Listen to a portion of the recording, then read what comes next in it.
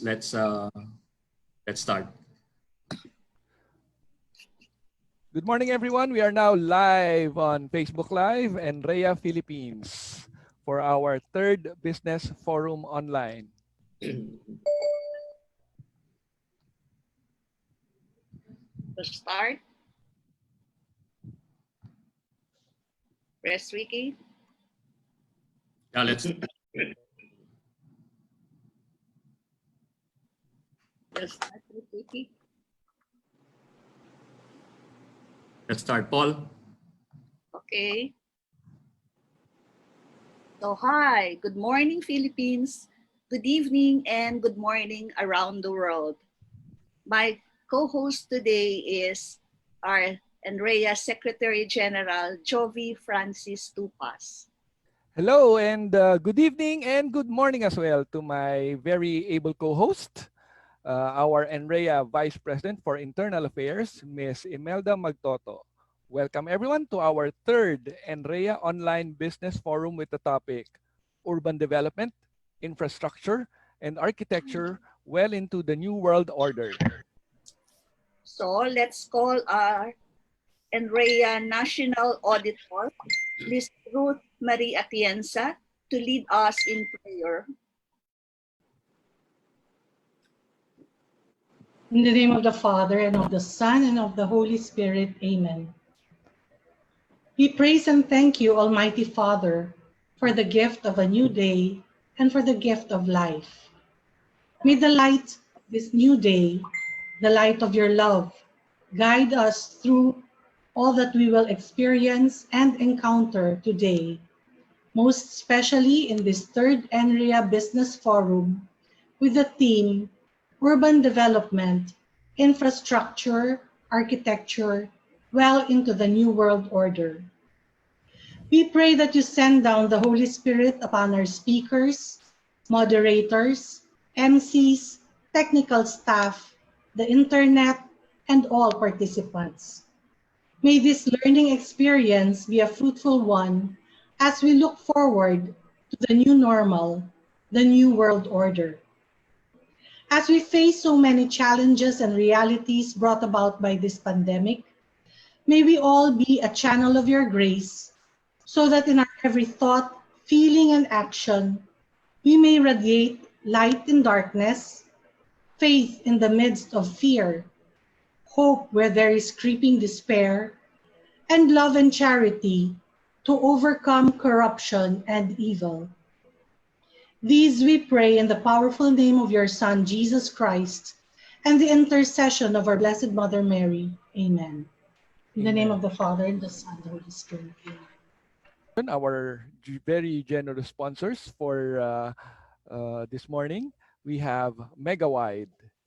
We also have as our major sponsors, Ed Carl Enterprises. We also have another major sponsor, Lexus Industrial Enterprise Corporation. We'd also like to thank our minor sponsors, E. Ganzon Incorporated and Duraville Realty and Development Corporation. For our announcement, we have NREA is offering a new normal rate for new members. Also for all licensed real estate practitioners, environmental planners, architects who would like to avail of the PRC self-directed learning for CPD units, you can type your full name with picture in the comment box. Take your picture together with the ongoing NREA Business Forum and send to NREA for certificate of attendance with a fee. Our email address is nrea_org@yahoo.com, or you can contact our secretariat 0289134463 or the 0965539212 and look for Miss Lane and Miss Aileen. We will also have our real estate brokerage seminar for new salesperson this coming August 27 to 28, 2020. 9 a.m. to 11 a.m., and 1 p.m. to 3 p.m. For all new salesperson, it will be 8 CPD units for a fee of 500 pesos. The NREA Board of Trustees and Officers for 2020, we have our board chair lady, architect Grace Layu, our board vice chairman, Benigno T. Cabrieto Jr., our national president, Ricky M. Celis, our executive vice president, Amy Florin Zun, our vice president for external affairs, we have Rizalito Red Rosales, yours truly, Imelda C. Magtoto, vice president for internal affairs. We have Zenaida Fruto, vice president for chapters. Our secretary general, Jovi Francis Tupas, our national treasurer, Nicole Ann Marie Choa, our national auditor, Ruth Marie C. Atienza, trustee and president for education, Rodolfo Leonen, trustee Aniceto V. Bisnar Jr., trustee Jeffrey Bongat, and attorney Victoria Polisco, trustee. For our board of advisors, we have our chair emerita, chair lady of board of advisors, past president and past chair lady of NREA, our very own Marisa Del Mar, NREA advisor, past president and past chairman, architect and urban planner, Felino A. Palafox Jr., NREA advisor, past president and past chairman, architect and urban planner, Nestor S. Mangyo, NREA advisor, past president and past chairman, Alejandro Manyalak, NREA advisor, Bansan C. Chowa, and NREA advisor, Marcelino Mendoza.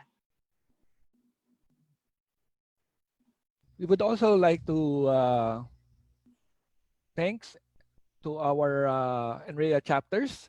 For NREA Metro CBD chapter, Ms. Emmy Pulido. For our NREA Baguio Car chapter, Mr. Joel P. Jimenez. For our NREA Bataan chapter, Ms. Juliet Refuerzo. For our NREA Pampanga chapter, Mr. Nino Dadula. For our NREA Zambales chapter, Mr. Dave Lubong. For our NREA Cavite chapter, Mr. Patricio Sosing and Ms. Sandy Coral. For our NREA Cebu chapter, Mr. Abunjo C. Gulciano. For our NREA Cagayan de Oro chapter, Ms. Violeta Violazita Sun. For our NREA Zamboanga chapter, Mr. Jeffy Baluran. At this point in time, we'd like to invite everyone to join the National Real Estate Association. Join us and be a member now. The numbers are already posted on your screen, or you can send an email to us at nrea_org@yahoo.com. Or for those of you listening and watching us on Facebook, you can just write down in your comments below. We would also like to thank our very able secretariat, led by Ms. Aurora M. Pusong, Mr. Virgilio Maclang, Ms. Laline Santawana, Ms. Eileen Garlitos, Mr. Paul Santos, Ms. Maria Lourdes Angeles, and Mr. Bernardo M. Ehada. So we have our NREA National President, Mr. Ricky M. Celis, for the welcome remarks. Good morning, everyone. It is a pleasure having you join us in the third installment of our National Real Estate Association Online Business Forum. More than 5 months into the community quarantine, our lives, our habits, our lifestyles, our jobs, routines have taken different shapes and forms. Most of us loosely call it the new normal. Our distinguished guests, on the other hand, call it the new world order. They are in the business of designing the spaces where we live, we work, play, travel, dine, shop, relax, work out, and get well. Ever imagining and creating a vision of a more efficient, ecologically balanced, and healthy environment. The environment we now found ourselves in, I believe, is nothing what everyone has ever imagined. So making sense, making the best out of it, and finding order are probably the kinds of insights and professional views we all look forward to seeing and hearing today. We have the distinct privilege of architects, 3 rock stars, 3 Philippine gems, and most importantly, 3 NREA intellectual treasures that continue to serve our organization in various capabilities. We all share the excitement and anticipation, hearing them reimagine urban development, infrastructure, architecture, well into the new world order. So on behalf of our Board of Trustees and advisors and our generous sponsors, welcome all to NREA Online Business Forum. Thank you and good morning. Thank you, Press Ricky. Now we have house rules to follow. Please turn off your microphone, mute your microphone, off the camera. Only the speakers, MCs, moderator, officers are allowed to use the microphone and camera. When there is an ongoing talk, only the speakers will be unmuted. Type your question in the chat box. The moderator will assess and handle the question after all the speakers have spoken. For questions not answered, please send email to NREA to be replied to a later date. So let's start. Good morning again. So I have the honor to call on our NREA Vice President for External Affairs, Mr. Red Rosales, to introduce our first speaker for this morning. Good morning, NREAns. It is my pleasure to present to you our first speaker today. Architect Abelardo Jojo Tolentino is the founder, president, and CEO of IDEA, a global integrated design and technology firm with multidisciplinary practice. With over 800 projects across the globe, IDEA ranks 45th in the World Architecture's 100th annual survey of the world's biggest architecture practices. IDEA is recognized as the frontrunner and expert on virtual design and construction, the first Asian practice to embrace the leading edge technology in 2005. IDEA won the Innovation Company of the Year by the Nordic Chamber of Commerce Philippines. As individual, Architect Tolentino has given several awards and recognitions for his work and contribution to the industry. And to add to those accolades, Architect Tolentino also served as NREA Executive Vice President and 2015 Overall Convention Chairman. Without much further ado, let us all welcome Architect Abelardo Jojo Tolentino. Thank you very much and good morning. Let me share my screen. The recent pandemic has taught the AEC industry to the importance of digital migration. Unfortunately, our industry has been always late in adapting new technologies, much late than other industries.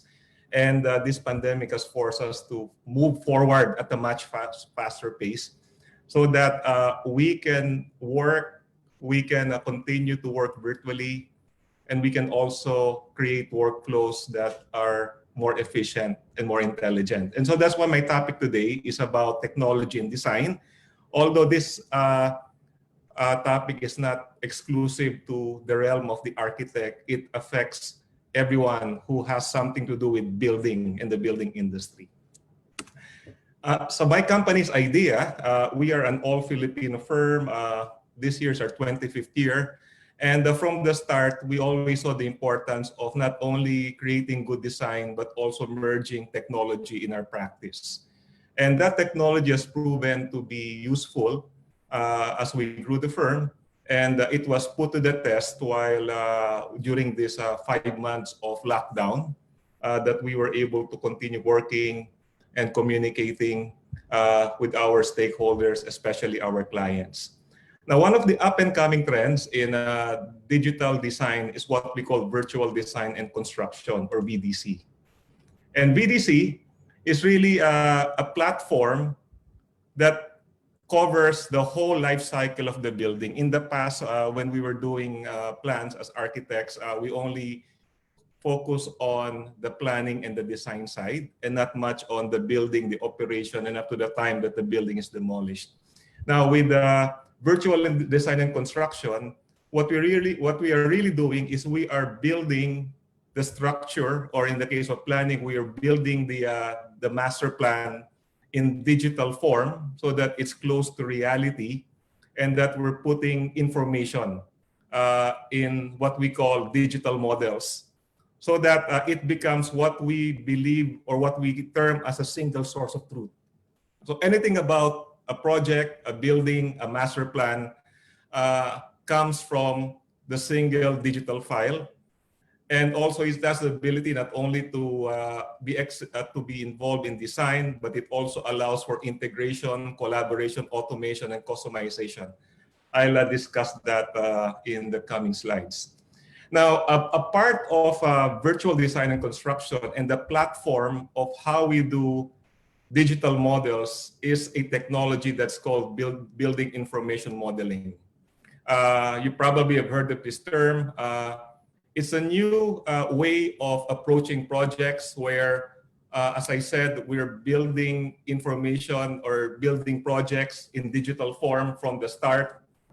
And in simple terms, in the past when we were working on paper, we only work on the 2 dimensions of a project. The first dimension is what we call planning, and the second dimension is what we call documentation. These are the tools or information that are needed for us to execute a project on site. Now, with the building information modeling, we stretch the dimension to 7. The third dimension is what we call form and data. This is where we put the Z dimension in a project, so it becomes a digital form. And we also put information in that model so that we can mine that information for future use. Now, what do I mean by that? In simple terms, if, for example, we have a building and we have a door in the building, that door is not just an object, but it is an object that contains all information related to that door. The model number, the supplier, who to contact, the maintenance period, and everything, because these are information that you will need in the downstream life of the building. The fourth dimension is what we call scheduling. So because we have information in 3D, we can mine that information, and that will help people who will execute the project to schedule better, because we have all the base data that will allow them to create schedules. The fifth dimension is what we call quantities. So quantities is important. In any project, there's always a cost reality.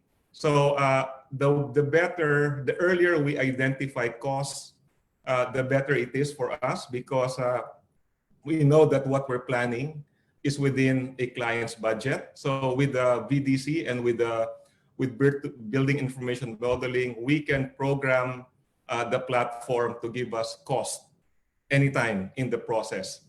6D is about sustainability, and 7D is about facilities management. This is the most important part of BDC because, as you know, the building has to be managed after it's completed. And if a building stands for 40 years, the design and construction part only takes 5 years. And the rest of the 35 years would be the maintenance part, which is where you spend a lot of money on the operating cost. And VDC and building information modeling can be a tool for us to better manage projects.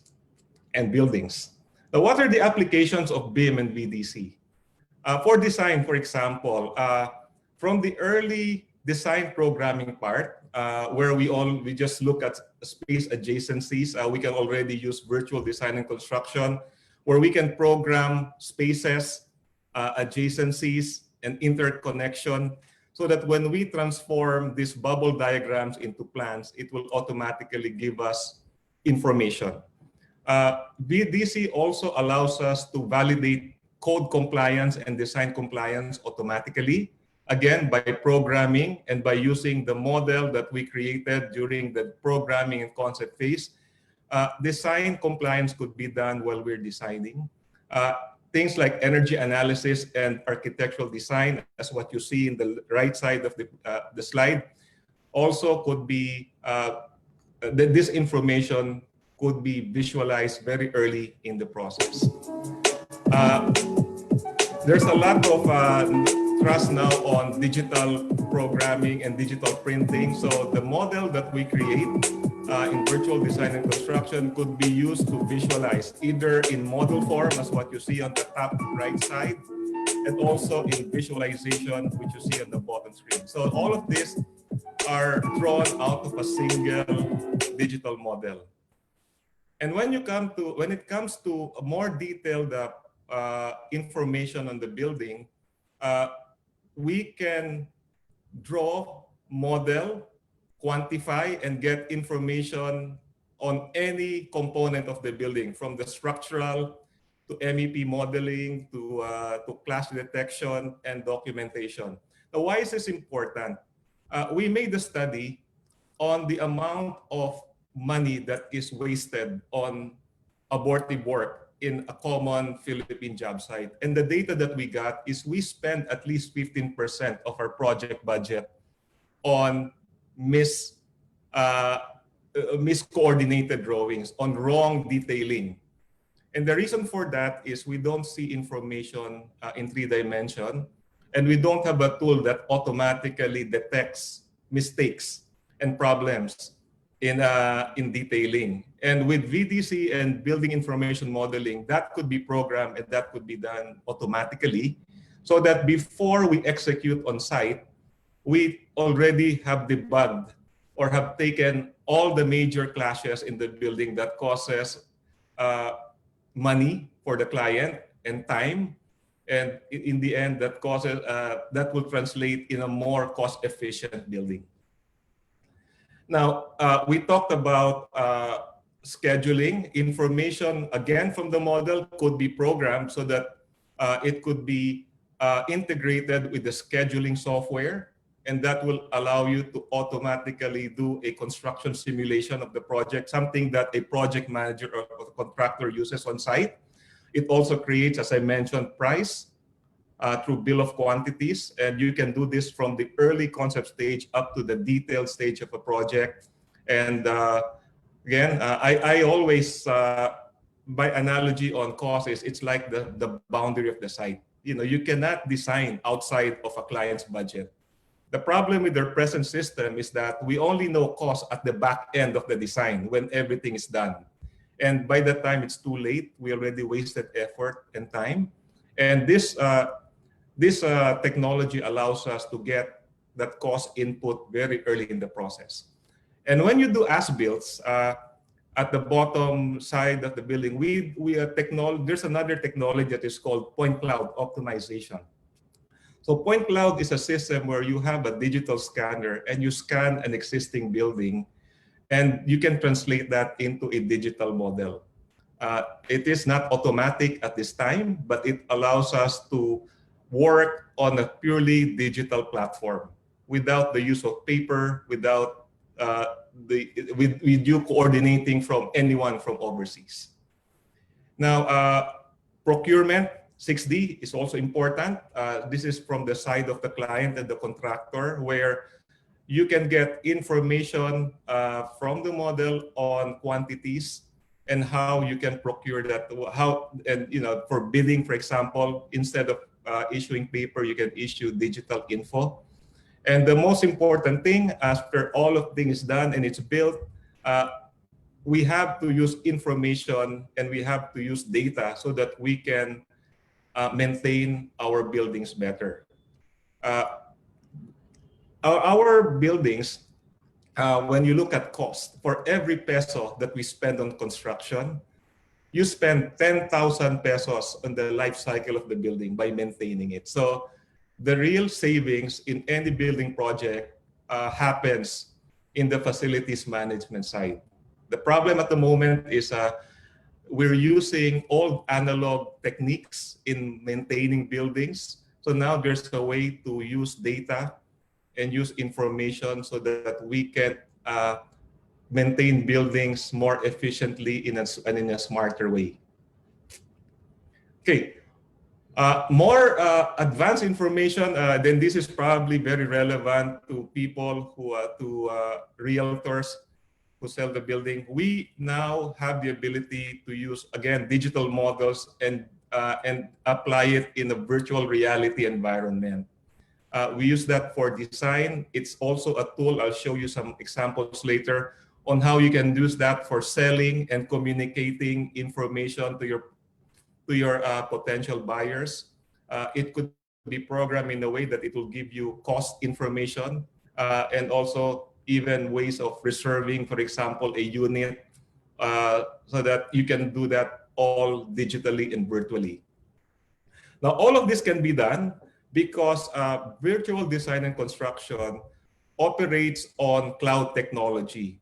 When we talk about cloud technology, that means that the files that we use, the model that we create, are all stored in cyberspace on the cloud, so that everyone can access and see the information.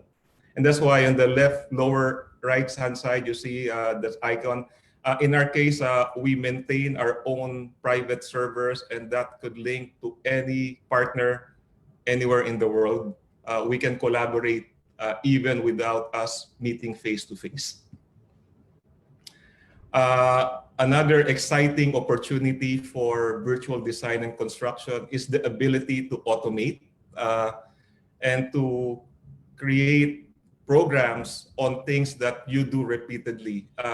The lower left side video that you see here is an application that we did in-house, where from a detailed digital model, our system automatically creates details.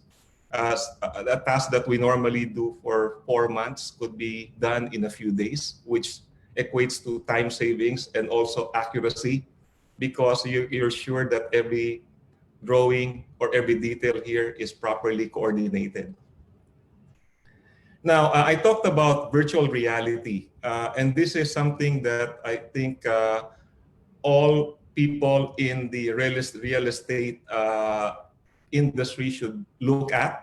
It's a way for us to communicate information without building expensive showrooms, with us allowing people from anywhere to see our projects. This is a facility in our office, which is what we call the Cave, where it shows a master plan of a project in digital form. And as you see here, it's fully user interactive, and it's fully immersive. This is beamed in 1:1 scale with depth. So team members and potential buyers can see the project close to how it will be done in real life.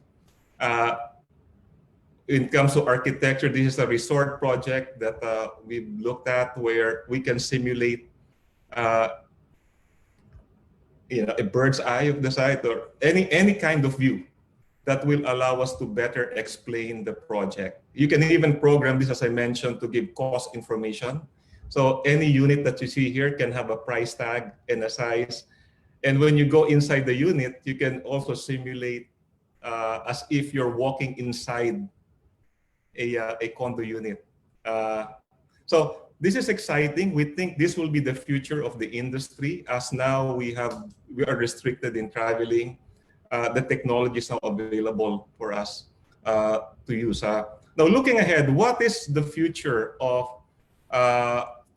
design and technology? One thing is for sure, data and the use of data is important. As they say, data is the new currency. And data is what we use for digital marketing now, where you can have a representation of a project or of a particular master plan in digital form, and it could be viewed either on your mobile device, on an Oculus Rift or a VR glass, and that will give you a much better experience than seeing things in still or in 2D. There's also now a trust in what we call generative design, which allows us, the computer, to help us start up a design and analyze data and plans based on parameters that we set. This is an example of a project that we did. This is a hospital project where the computer gave us 1,000 options, and through a filtering process, it gives us the best 5 options that we can start with in our planning. So it cuts our planning time, and it also allows us to quantify information very early in the project. Now, artificial intelligence is also important as we go to developing this technology. This is an application. This is not developed by us, but it allows us to evaluate a potential of the site. In this case, you just click the boundaries, and it will give you density information. It will give you different kinds of planning options based on the restrictions of a particular site in a particular vicinity. So in the past, it takes us a few weeks to do this. Now, through programming and artificial intelligence, we can create this in a matter of seconds. So, if you're looking for a site, for example, you want to evaluate before buying, data that is embedded in that particular site could be generated and options can be created quickly. Customization is also important. Blockchain technology allows us to store data and process that and apply that to things like internet, IoT, Internet of Things, robotics when it comes to manufacturing or fabrication, machine learning, big data, and artificial intelligence. So the idea, why are we investing and why should we migrate to this kind of technologies? Number one is we want our workflow to be efficient. We want us, people who are engaged in projects, to be able to make decisions intelligently and quickly. And in the case of architects, we also would like to spend more time in strategy and creativity and less time on the things that are repetitive, such as documentation. And in the end, it allows for a much efficient workflow and much efficient project process. Now, this is my last slide, and this relates to for architects, but it's also probably applicable to other professionals. In the traditional setting, architects and designers are seen as technical experts, contractors, and project managers. But in the future, design professionals are not only seen as such, that is just the entry point. The future for designers is that we are integrators, strategists, design thinkers. We are also business consultants, creative consultants, technology providers, data analysts, programmers, makers, and educators. Mind you, designers cannot do this alone. So the important thing, as in the first bullet there, is that we should be able to have the ability to integrate skills. And that is why it is important that we belong to an organization like NREA, that all of this expertise are available and that we are able to pool resources so that we can create better projects and we can have solutions that are more progressive, and that is better than what we do now. So that is my short presentation on technology. Thank you again for having me, and I look forward later to our Q&A. Thank you, everyone.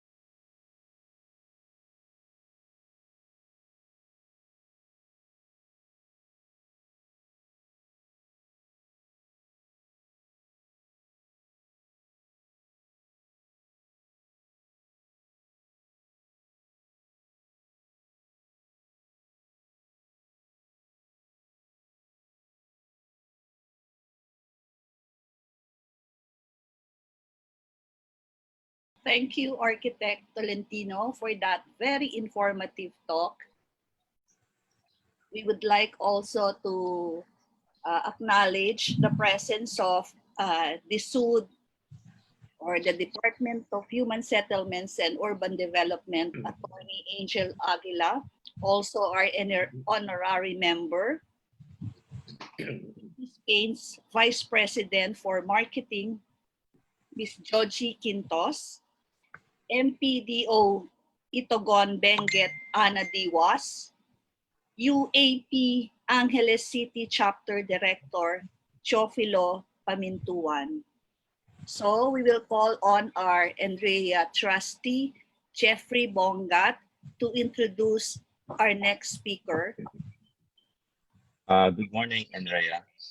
Our next speaker is the principal of his architectural firm, president of the NS Mangyo Construction and Development Corporation.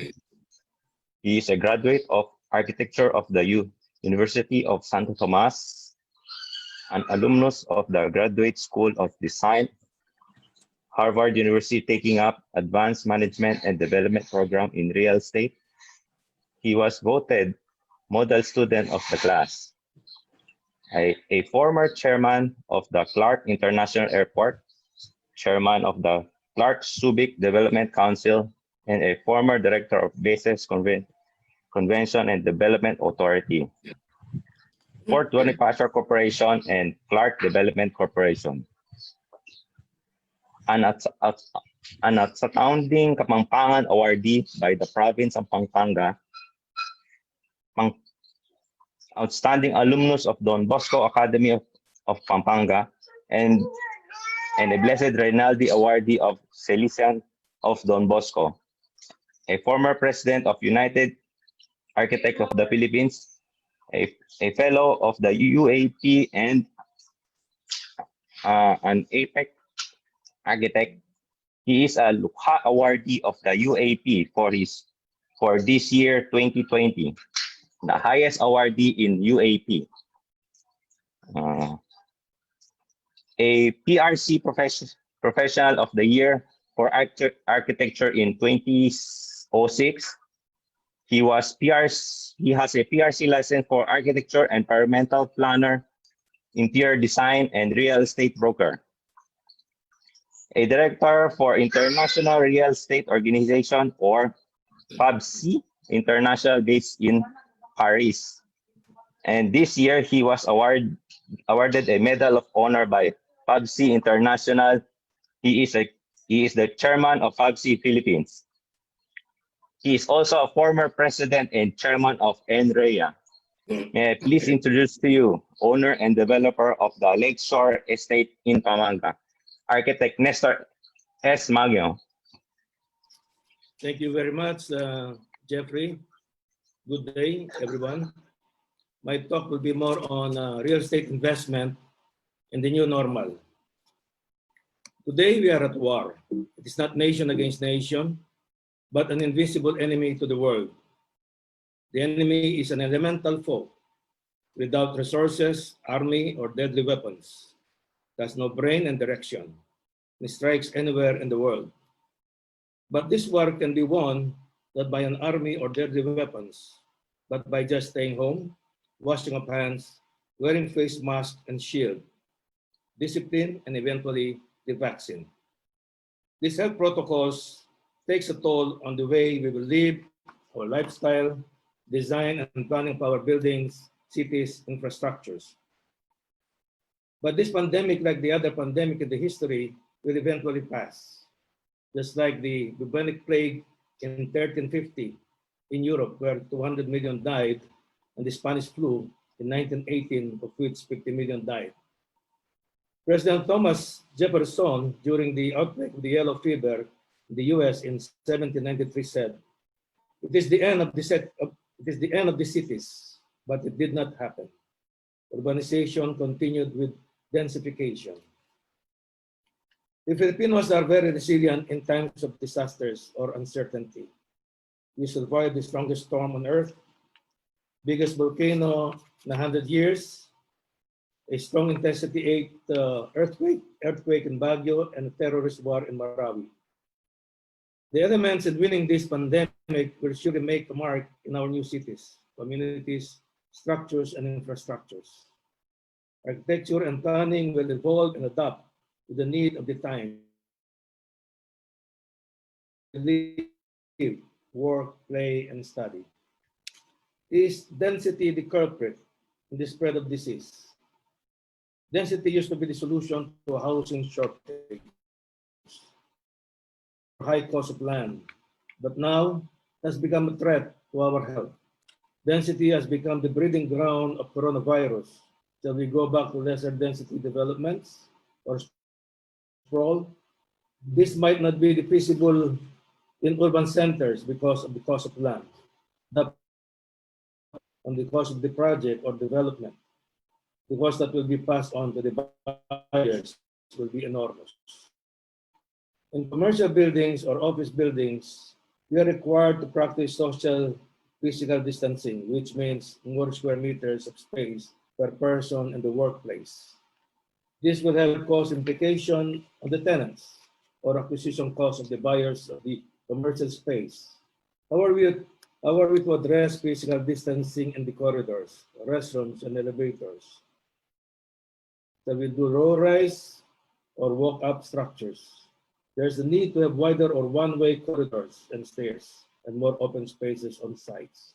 Structures, aside from conforming to green and sustainability, can add more value to the project by following the WELL standard for buildings. This relates to ventilation, quality of air, water, room temperature, light level, acoustic, nourishment to promote health and well-being and efficiency of occupants. All these factors will now be considered in adopting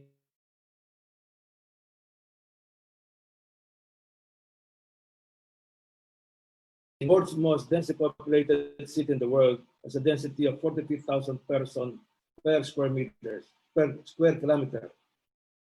The case of the coronavirus is high. Sprawl in the urban center is very costly unless our project is high-end. The solution is to do sprawl in suburbs or the countryside where land is less expensive and you can provide more open spaces and green fields in a natural setting. We can segregate the different housing types or neighborhood in our development, at the same time make it inclusive. This augurs well with this administration program of or the congested and decentralized Metro Manila. With remote working and studying now being practiced, living farther from our workplace or school is now feasible. You need to go to your office or school in Metro Manila. With the construction of the connector roads to NLX, SLX, Cavitex, you can be in the city in less than an hour. Architecture and urban planning will play a crucial role in designing a better, safer, healthier, and more livable built environment. Homes will be influenced by the new normal of working, studying, in the comfort of our homes.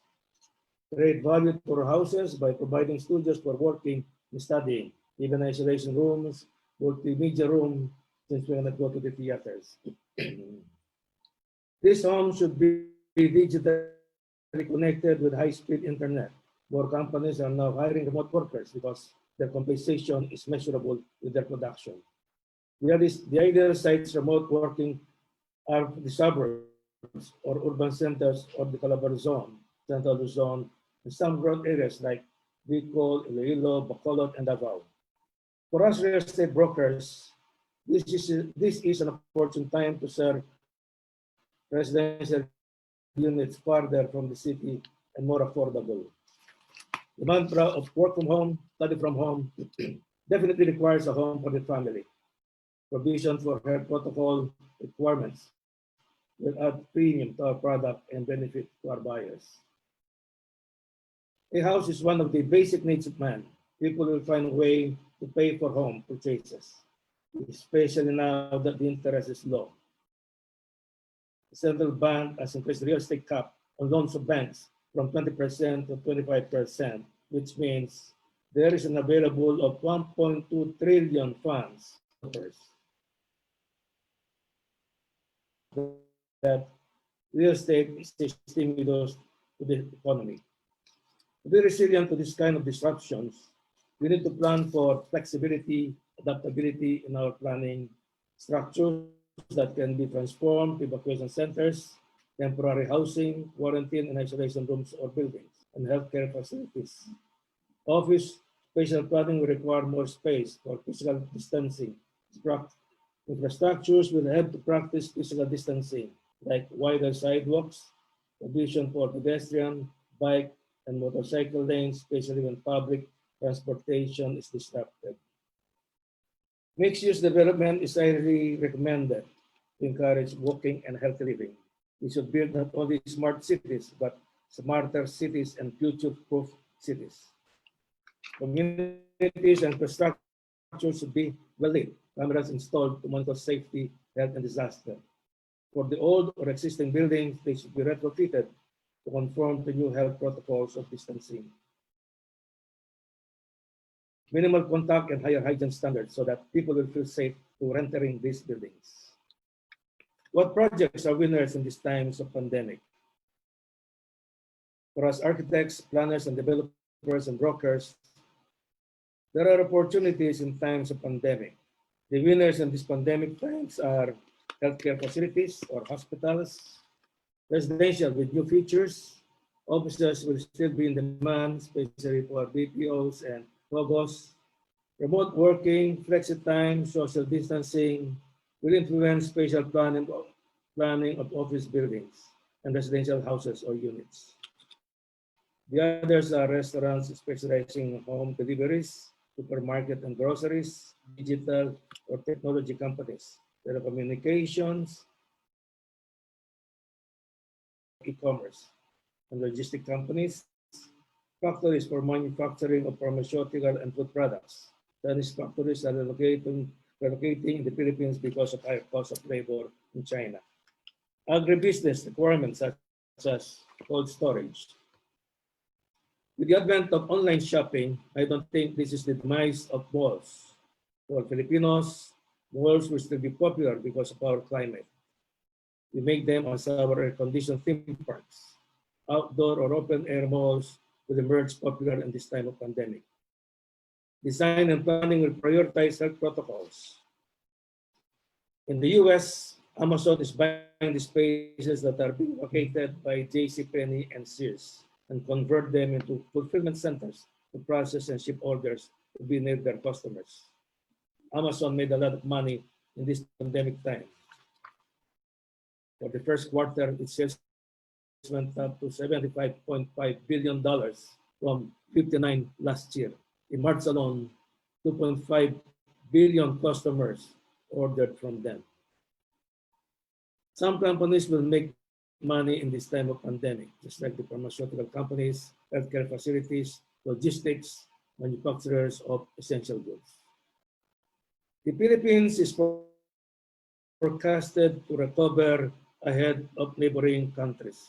The key driving force for the resumption of growth are the vaccine, of course, the new stimulus package of 160 billion, tax relief and tax cuts, moratorium on loans, soft or low interest loans, ease of doing business, relaxation of some rules and regulations in government permits and licenses, support for MSME, the build projects, and our strong peso currency.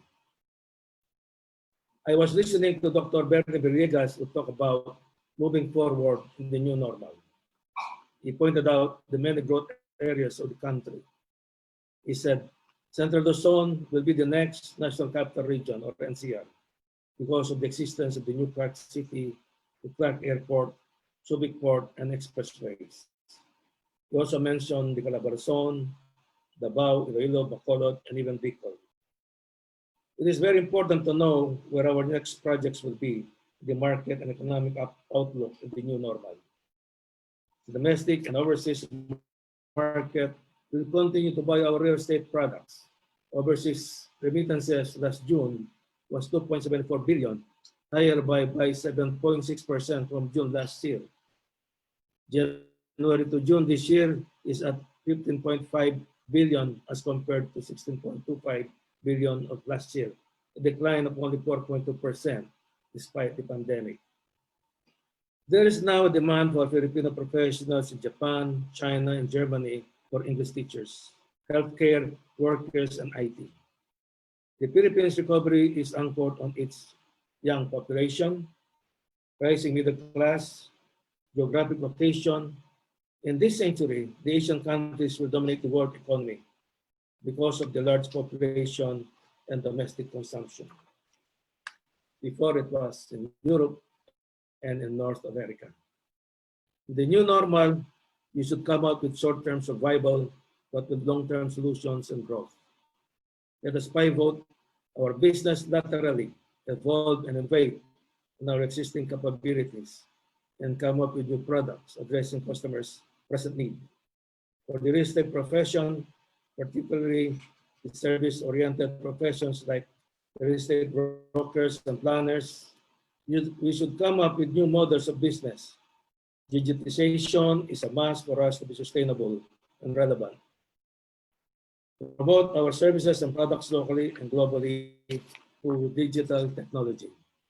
Introduce new products to our buyers with easy financing schemes like rent-to-own, negative loans, tax reduction, low amortization, and more incentives for the brokers.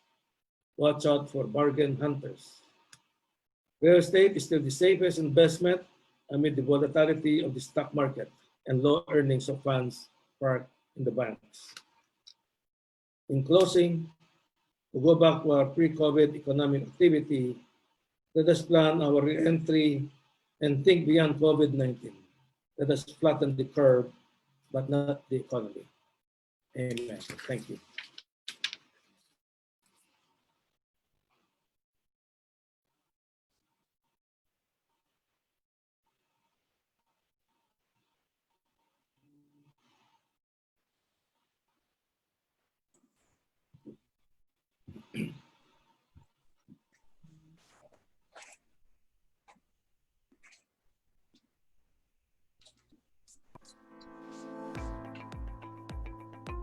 Lexus Industrial Enterprise Corporation is one of the Philippines' leading wholesale and retail comprehensive companies with a head office located in Metro Manila. Known for providing reputable modern interior finishings for the Filipino market, Lexus Industrial also provides a selection of trusted international brands with high-grade features ranging from boards, metals, building materials, and more. For almost 30 years, Lexus Industrial has been catering to the needs of clients by means of its effective logistics and transport team. The company has a total number of 65 delivery vehicles and are still expanding their fleet. Conveniently accessible to our clients, Lexus Industrial's warehouses, which spans 4 hectares, are strategically located in Luzon. Throughout the years, Lexus Industrial expanded to melamine and veneer lamination and production. Lexus Industrial laminates raw boards such as MDF and particle boards and supply them to kitchen cabinet makers, office furniture makers, and general consumers. As the company strives their best to provide excellent quality products, they welcome Kiltova Ultra High Gloss Mirror Finish lamination boards, using state-of-the-art technology to guarantee a mirror effect surface and superb flatness that is unique in the market. Lexus Industrial provides an array of cabinet making services to cater to their client-specific needs. The company is able to customize orders with their table saws, edge bondings, and boring machines to do the cutting and edging of laminated boards for final products such as walk-in closets, kitchen cabinets, office tables, and more.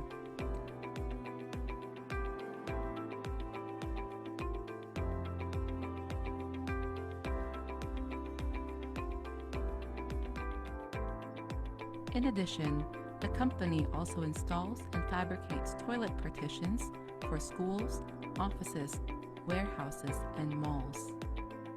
As Lexus Industrial strives to broaden their services, the company recently added roll forming machines for light steel framings and a scaffolding system that will serve the needs of general contractors, builders, developers, and manufacturers.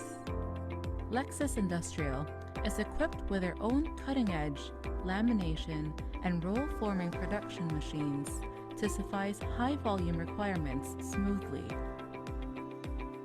Lexus Industrial is a reputable distributor of Gyprock, Knauf, and Shera products. The company also supplies the needs of their clients, from accessories to boards. Throughout the years, Lexus Industrial has earned credentials and accreditations from major companies. Lexus Industrial believes in providing opportunities for their employees to have a healthy lifestyle. The company takes pride in giving back to the community. For years to come, Lexus Industrial will continue to provide excellent and innovative construction materials for our most valued customers. We will strive to be the best choice for your construction needs. We would like to again give thanks to our NREA Board Trustee, Architect Nestor Mangyo. We would also like to thank again our major sponsors for this morning, Megawide, Edcarl Enterprises, Lexus Industrial Enterprise Corporation, E. Ganzon Incorporated, and Duraville Realty and Development Corporation. To introduce our next speaker, may I now call on our NREA National Treasurer, Ms. Nicole Choa. Our final speaker studied in the University of Santo Tomas, University of the Philippines, and Harvard University. In 2017, he received an honorary doctorate in fine arts from Polytechnic University of the Philippines. Now, he is the chairman of the board advisor in the College of Architecture and Design in Enderun. He is also the founder and leader of Palafox Associates and Palafox Architecture Group, Inc. In just 48 years, he has completed more than 1,600 projects in 40 countries and accumulated more than 200 awards and citations. To name a few, he is the country representative for the Council on Tall Buildings and Urban Habitat, a doctor fellow of both the United Architects of the Philippines and Royal Institute of Architects in Singapore. He is also an associate of international organizations like American Institute of Architects and American Planning Association. He also shares his knowledge by writing and speaking, as he has published 3 books, 700 articles, and has spoken in 20 different countries. Our guest speaker was published by Forbes Asia magazine as one of the 48 heroes of philanthropy in Asia, while the Interreligious and Universal Peace Foundation awarded him as the Ambassador of Goodwill in New York. Just last year, he was awarded as the most outstanding professional by PRC in the field of environmental planning. Introducing the multi-awarded architect, writer, philanthropist, urban planner, and former chairman and president of NREA, Architect Felino A. Palafox Jr. Yeah, thank you for the kind introduction, Nicole Choa, and thank you, NREA, for the opportunity to share and for organizing and hosting this webinar. And urban development, infrastructure, and architecture. Thank you for my colleagues, Architect Tolentino and Architect Nestor Mangyo, for going ahead of me, discussing design technology and real estate and architecture and urban planning. And how's this pandemic affecting everyone? Winston Churchill said, never let a good crisis go away. We should learn lessons from it. And one of our professors in the Harvard Graduate School of Design told us that this century is a rest century. Reimagine, redesign, re-engineer, re-architecture, reduce, redevelop, renew, and hopefully we'll have urban renaissance. And this century is a century of cities. The past century was a century of nations. So we're glad that we can share with you our thoughts on urban development, infrastructure, and architecture. And urban development, we have a lot of lessons to learn. I would rather call them urban conditions. Because urban planning initiatives the past 40 years or so were not really implemented. So let's go with these slides. So I have to present this in less than 20 minutes with 56 slides. So urban development, infrastructure, and architecture went to the new order. Henry Kissinger calls it New World Order. It started in March 16. Others call it New Normal or Next Normal. And this is the vision for the city of Paris, Vision 2050. You can see there are lots of open spaces, green buildings, vertical green buildings, solar panels, and more lungs of the cities. The next slide will show is these are green architecture, biophilic building, agriculture, and urban landscape in Arboricole in France. So this will be the trend of buildings of the future. And next slide. And Bosco Verticale in Milan. 20,000 trees and plants across a pair of towers can transform approximately 44,000 pounds of carbon monoxide to oxygen per year. Next slide. Singapore, residential tower, 100% open space. Because the building footprint, the buildings, they put also open spaces, the lungs of the city, on the rooftops. So it achieved 100% green spaces. San Francisco, biophilic city, a city infused with abundance of nature. So nature should go back to the cities. Next slide. I'd like to share with you Dubai, when I was hired as urban planner architect to plan Dubai for the next 50 years. This was the Dubai Creek in the 60s, and this is the same creek today. It was dredged and made it navigable. So this was a creek that was dredged and became a center of trade and commerce in Dubai today. So now and then. The next slide. I think somebody should silence the microphone. This was Sheikh Zayed Road then, and Sheikh Zayed Road today. In the next slide, we have the tallest buildings in the world. The Burj Khalifa, it's a mixed development, place to live, work, shop, dine, learn, and worship in one building. And this is the Palm Islands, Dubai. They're also doing the islands of the world. Dubai only had 70 kilometers of waterfront. Waterfront is prime real estate. So Sheikh Mohammed decided to do Palm Islands to increase 2,000 kilometers more of waterfront. The Philippines is the third longest coastline in the world. And yet we don't treat our waterfronts as front door of development. We treat them as back of the house basurahan. So next slide is, we call them postcards from the future. Instead of complaining of the uglification of our cities, we take pictures of the existing condition of our cities and draw architectural perspectives to urban design. Hopefully they will be followed immediately or in the future. So this is Pasig River today. It was during Jose Rizal's time, it was very well navigable, clean river. And this is our postcard from the future for Pasig River, linking together our fragmented metropolis from Laguna Lake to Manila Bay, with promenades along the way, pedestrian bridges, ferry boats. On the left is the fully completed Rockwell, which we were part of it. On the right is Mandaluyong. And next slide. This is Estero de la Reina in Manila today.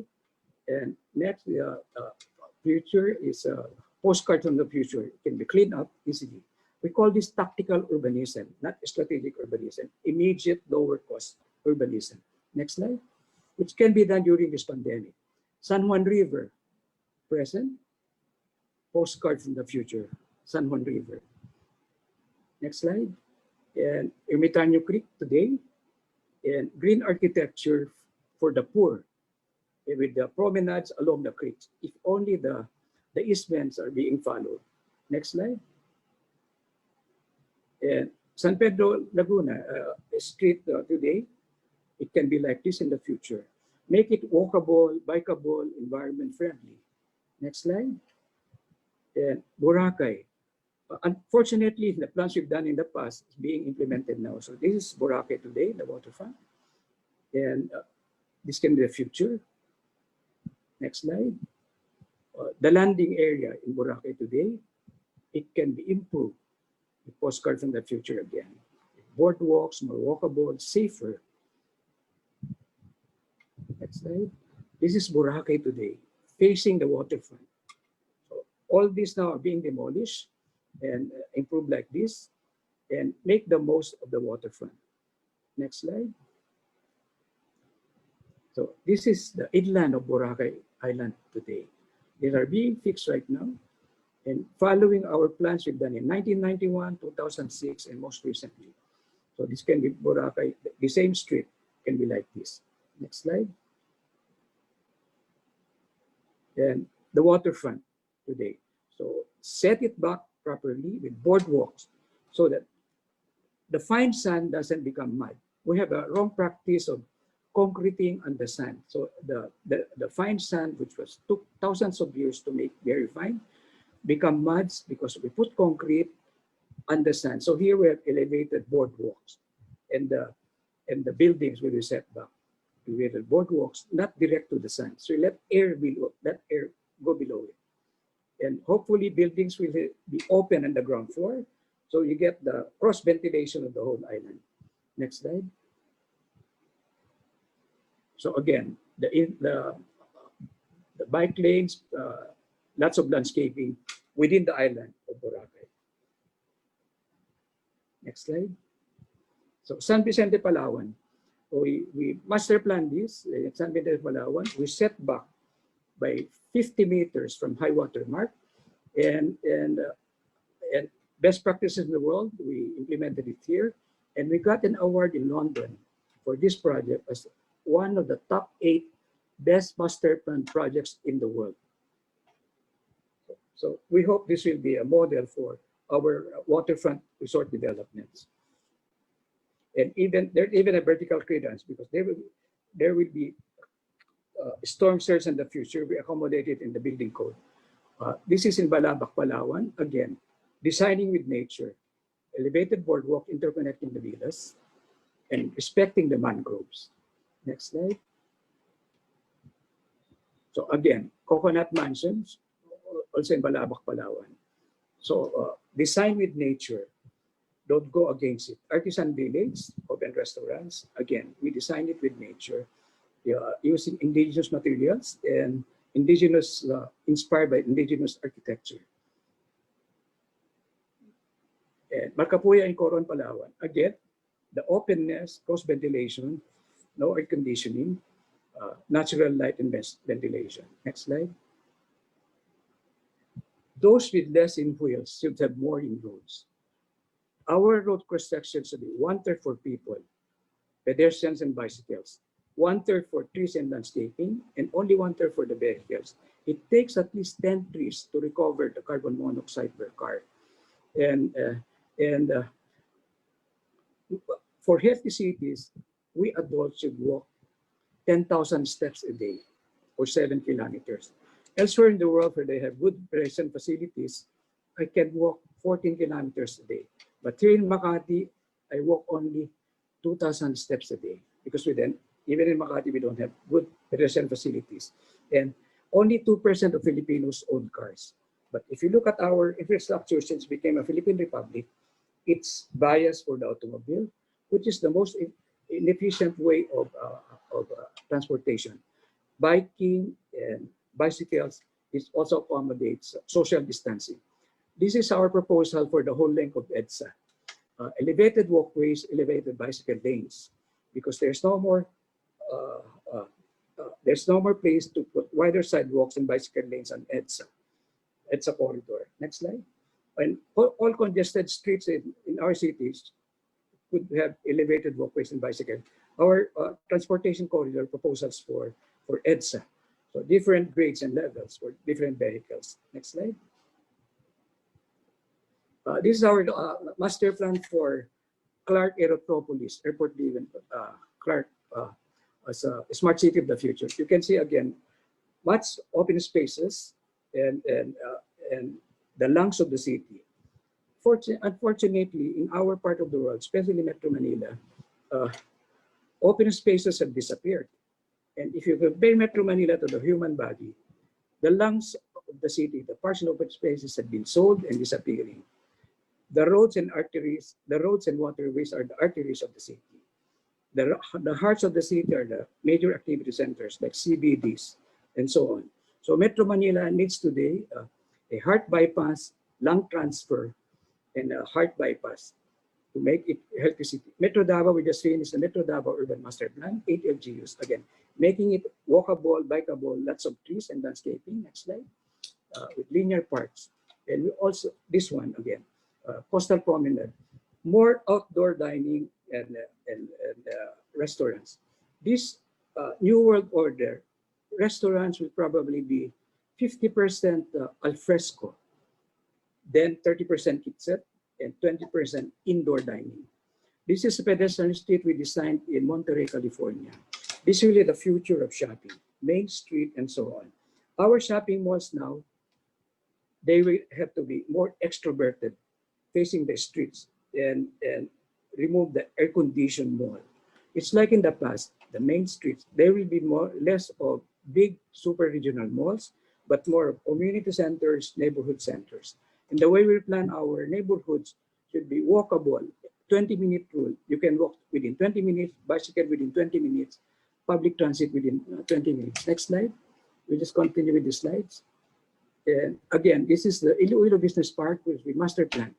This pedestrian street was part of the original runway for Iloilo Airport, a mixed-use development, integrating places to live, workshop, and dine. Now we go back to Clark again.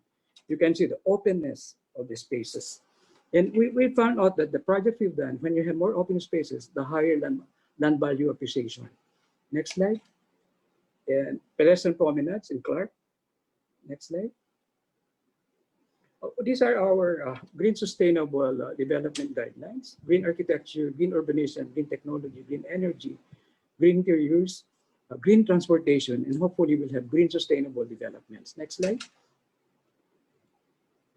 Green architecture. This is a building we designed that will have more sky gardens in our buildings and balconies, natural light and ventilation, fresh air.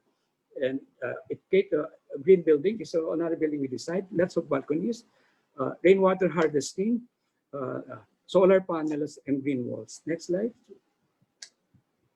And this one also, the green building, lattice work, vertical vegetable garden, inspired by the wind towers of the Middle East before oil was discovered. You let air from the wind tower, let it flow downwards, and during the hot season, upwards, and cross-ventilate it. Next slide. We designed 10 public schools in Bam, Iran after a big earthquake. And again, we got inspired by the old wind towers of the Middle East. And I'm told that after they were built, without air conditioning, 20 degrees lower in summer and 10 degrees lower in autumn. Next slide. So to me, there are 6 kinds of infrastructure: progressive infrastructure, hard infrastructure, soft infrastructure, green and sustainable infrastructure, digital and AI, and institutional. Progressive infrastructure are the international airports, seaports, world standard hotels, schools, and hospitals. Hard infrastructure, we all know that. That's the roads, utilities, sewerage, water supply, and so on. Soft infrastructure is very important. The ease of doing business, no corruption, no red tape. Green and sustainable development, I think this we have discussed already, and that will be the future also. And digital and AI, Internet of Things, and this was described by architect Tolentino already. And institutional, we may have the best plans in the world, but if there are no institutions to implement them, the plans will never be implemented. Next slide. And integral ecology. This is our development and planning guidelines and design guidelines. Social equity, or people first. Then environment, or planet Earth. Then we can talk about profit, economy, economic goals, and culture, history, and heritage, and interfaith spirituality. I hope lessons learned from the past, it will not just be profit, profit, profit. And I wrote this when I was a student in UP. Development is not worthy of a name unless spread evenly like butter on a piece of bread. We call this today inclusive development, inclusionary zoning. What we have even in Metro Manila is exclusionary zoning. And during this pandemic, it awakened us. The urban poor live in 2 square meters per person, 9 square meter houses, homes, informal settlers with 5 occupants, that's less than 2 square meter persons. The more affluent neighborhoods and condominiums, 100, 200, 300 square meters per person. So it opens up our social conscience with this pandemic. Next slide. And everything we do is pro Deo Patria et Terra, for God, country, and planet Earth.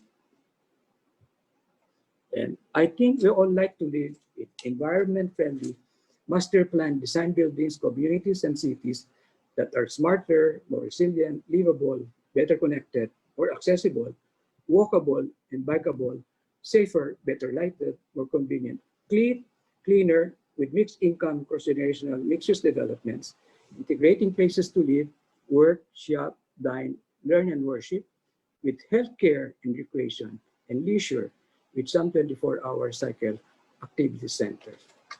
Thank you very much. This is our team in Makati.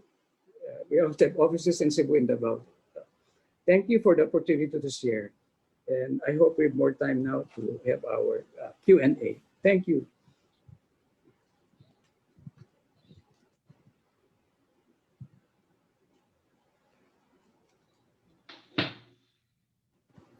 Ed Carl Enterprises.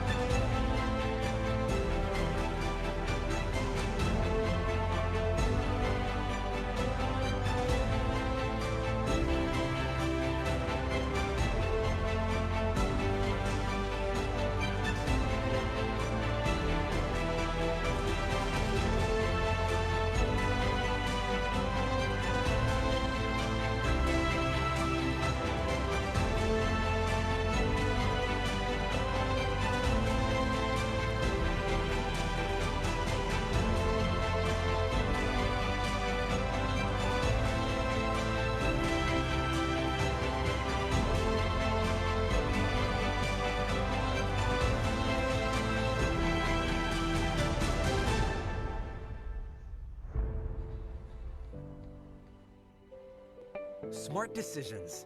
That's something everyone wants to make. Like when buying a new place. Do you go for location? Energy efficiency? A fresh breeze? Or having no brownouts? How about smart planning and engineering that give you all of these? Take a closer look at West Insula, where you get to live easier, live wiser. At West Insula, you get perks that make day-to-day living a greater comfort. Just think of these smart features. full backup power. When brownouts happen in the rest of the city, keep the computer, air conditioner, and everything else you need up and running. West Insula provides full backup power in all rooms, in all units. Water saving system. When it comes to wise water management, West Insula is designed to collect, purify, and treat rainwater for use by homeowners, giving you practical savings. Smart vents. And how about staying cool even when the air conditioner is off? West Insula has well-concealed vents that promote optimal airflow through every room, even when the windows are closed. Maximum energy efficiency. West Insula is engineered for ultra-efficient energy consumption. Take advantage of the patented electrical loading system that delivers maximum power at minimum cost. What's more, every homeowner gets to monitor their power consumption right at their doorstep, so you pay only for your own bills. No shared costs, no hidden charges. Atrium. Unique to the design of West Insula is the atrium, a central shaft of wide open space at the core of the structure, offering the added advantages of free-flowing air, natural light, and a relaxing ambiance. Ready to take a look?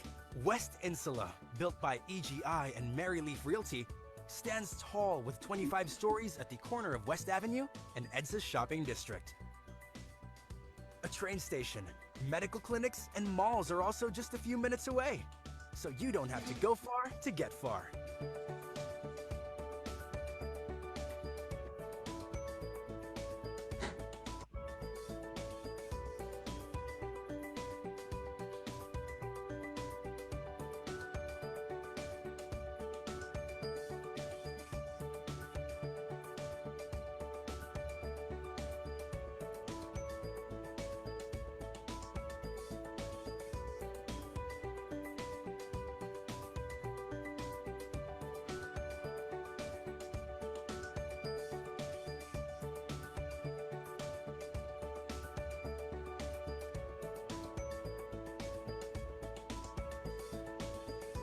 Intelligent innovations at prime locations.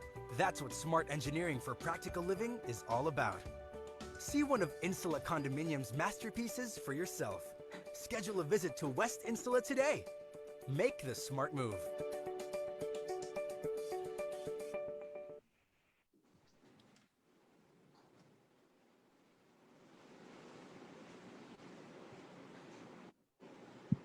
Hi, good morning. Yeah, thank you. Our rock star architect and urban planner, Belino Palafox Jr.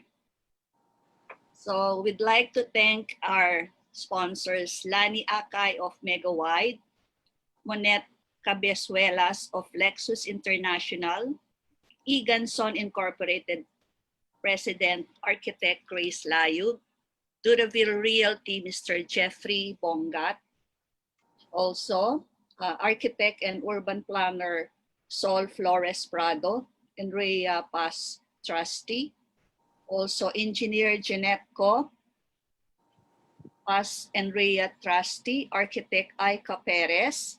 Also, we'd like to acknowledge members of NREA Metro CVD, EVP License Broker Mimi, Treasurer Raul Aristoneras, PRO Blandy Hidalgo, Directors Architect Lacson, Appraiser Lambert Modina, Water and Wastewater Treatment Consultant Engineer Rhea Del Mundo, Architect Jella Kimson, Architect Raymond Kimson, Architect Andoy Lagman, Consultant Kenneth Joba, Licensed Broker Rose Suarez. Also, greetings from the officers and members of NREA Pampanga Chapter, NREA Bataan, Olongapo Chapter, NREA Zambales, President Dave Labong and Marjorie, NREA Pangasinan, NREA Cavite, and NREA Cebu. Now we've come to the most awaited portion of our forum, the question and answer with our moderators, our NREA Chairlady Architect Grace Layug and Vice Board Chairman, Mr. Benigno Cabrieto Jr. Good morning, everybody. You are already flooded with so many questions. Thank you. Is my audio okay? Yes, yes. Okay. We have seen again the slides of Architect Palafox, the postcards from the future, and it has always been a slide collection that is very inspirational and gives us hope. And hopefully this would all happen during our lifetime. First question for Architect Palafox.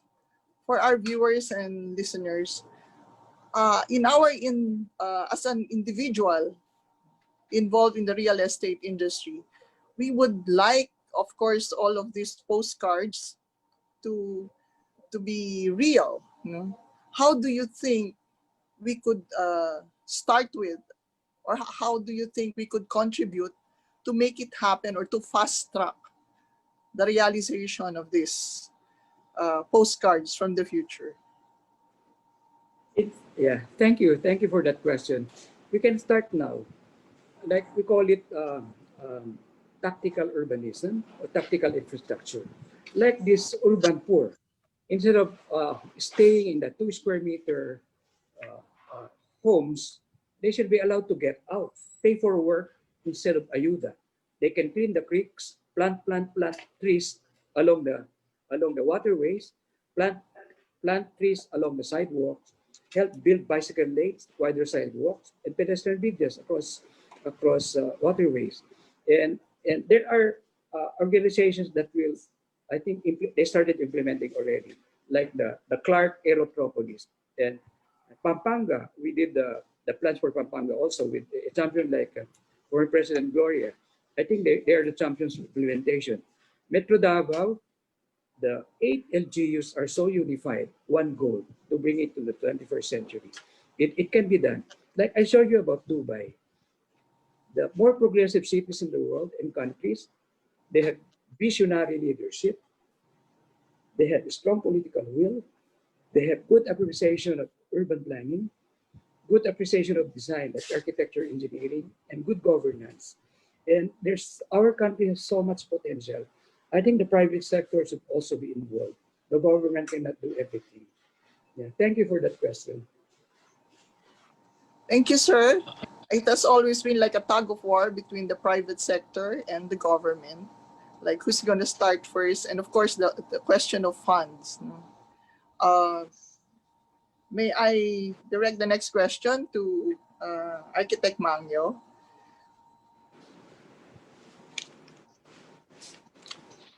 One of the positive effects of this pandemic, as I see it, would be the decentralization of the development of communities, decentralization of Metro Manila. So hopefully there is now more focus on the different rural communities. And do you think there is that urgent need to revise the building code or to introduce new standards so that we could build more ideal cities or communities in the rural areas? Definitely, the building code needs to be updated. I believe it was done in 1972. Since I was a president of the United Architects in 1990s, 1995, we have been advocating for the updating of this building code. Well, especially now that we have health protocols to follow, the more we should update our building codes. And you were saying countryside development, you were asking about that. So I think with this disease, there's a need to go to lesser density development. And that's more practical to do in the countryside or in the provinces where we have more land, less expensive land, and there's more breathing space and open space.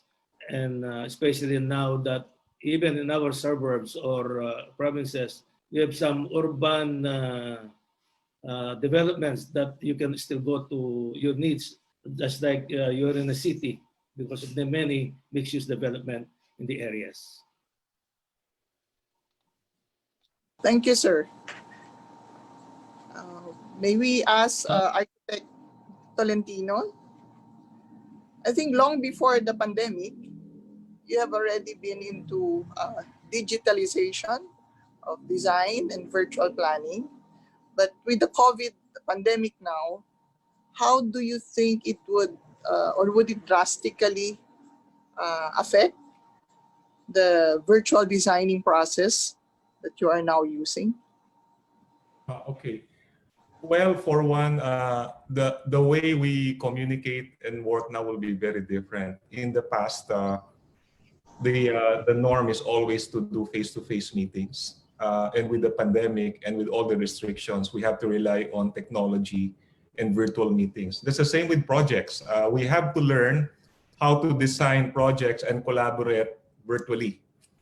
It is a different mindset, a different way of working, but we believe that that will be the way of the future.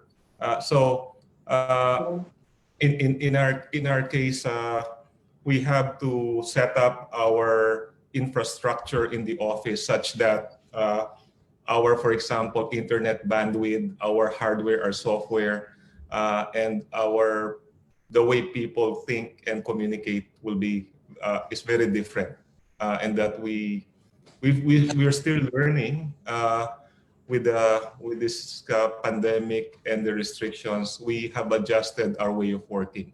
So to me, that's the biggest impact. Virtual collaboration in projects. Projects will continue to be designed, but it will be designed in a different way. The second is we have the technology to better analyze projects. I mentioned about creating virtual models and simulating these models for different analysis that drive design. Now, with technology and with data, it is much easier for us to analyze and to process information and make that a driver in our design solutions. So again, for us, we're still developing that process, but we see that that will be the workflow of the future. Thank you, Architect. There's another question that any of our three speakers could answer from one of our viewers. Is it still a good time for us to invest in real estate right now, or should we wait up for the vaccine, let's say in a year or so? It's more of an opinion. Architect Jojo. Well, my view there, I've been asked that question by many of our clients. And the way I put it is this pandemic will not be forever. The kind of projects we do, it gets, let's say for a typical high rise, we need 4 years to complete. And within that 4 years, I'm sure things will have normalized. So if developers have the funds to develop, this is actually a good time to build, because it's just the right timing when things start to recover. You're ready and you have a product that is online. So that's my thinking. Many developers look at it that way as well, especially those that are not for sale, buildings that are for rental income, let's say hotels, office buildings, things that projects that will take years to build. So they are continuing with their projects, and their belief is that in 1 or maximum 2 years' time, this problem will go away, and their project is well positioned to address the need of the future need of the market. Thank you, Architect. Architect Mangyo, will you give us your opinion on this? Architect Grace, yes, in every calamity, there's an opportunity to make money. Just like I mentioned a while ago, the winners in this calamity are the online shopping, the warehousing, the manufacturers of essential goods. But I think there's also an opportunity for us to continue with our buildings. And I agree with Architect Tolentino. The office buildings will have a market definitely for BPOs and POGOs. And now that we are on work from home and studying from home, the more we will need homes for the families. So I think this is an opportune time for us, especially the planners and brokers, to sell homes to to the market. Especially also now that the government is supporting this market because of low interest available in the market now from the banks. Architect Grace, I have another question for Architect Mangio. What is the new WELL standard rating in a building right now? Well, that's a good question. In fact, I was telling Architect Tolentino to answer that question because he's the first architect in Southeast Asia to have a WELL standard rating project. Architect Tolentino, can you answer that? Thank you. The WELL rating system is a system that assesses the effects of a building in the wellness and health of a person using that particular building. And it has 11 criteria. So I'll briefly describe to you what those criteria are. It assesses air quality, water, nourishment, light, movement, thermal comfort, sound, material, mind, community, and innovation. So what the difference between WELL and another rating system like LEED or Verde is LEED talks about sustainability and the overall performance of the building when it comes to sustainable design. WELL talks about how that building affects users. One example that is simple, when we talk about water, the WELL rating system believes that every tenant of the building should have access to clean water. And so it's important for for the building to have water points or drinking water locations anywhere there's a certain distance that you need to comply so that you can earn that point for water. Another example is nourishment. WELL believes that the kind of food that we serve and we sell in a building has to be something that is healthy, that promotes wellness and health of an individual. So they are very particular with the food offerings that you have in your retail establishments to be WELL certified. So these are some of the examples that are very different from other rating systems. As what Architect Mangio mentioned, if you have the time, please visit the Menarco Tower in BGC. It's in 32nd Street Avenue. That is the first WELL certified building in the country, and I believe even in Southeast Asia. When you enter the lobby, you will feel the difference in air quality because another criteria of WELL is quality of air, exchange of, and it's not air-conditioned air, but it's fresh air. It's air that is better quality than what you normally get in a typical building. So it's quite an experience. Maybe there's another activity that we can organize for NREA, have a tour of a WELL certified building. And it's going to be the future. WELL is becoming more popular, especially during this time of the pandemic where health and wellness taken over any criteria in building. So the most important now in any building before people will even think of buying is it safe? Does it promote wellness? Is it COVID-free or pandemic-free?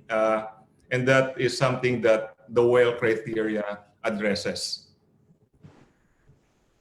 My next question is directed towards Architect Jojo and Architect June.